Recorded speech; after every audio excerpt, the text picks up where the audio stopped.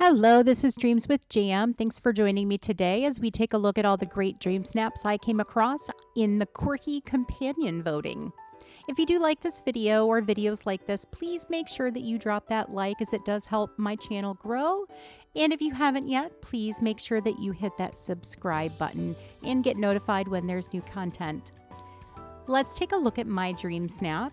I did use the Alice in Wonderland butterfly or moth. I don't know which one. I think he's just a butterfly. But at any rate, I know he has a name actually, and now I can't remember it. Anyway, I decided to use him, and I really like how this turned out. The way I got all that light on top of the character was by placing one of the Vitalis lights just in front of where he is, so it lit him up from underneath and showing all those wonderful colors. Other than that, he just kind of turns out like a solid blue. So if you do place a light in front just underneath, he will light up all those bright colors.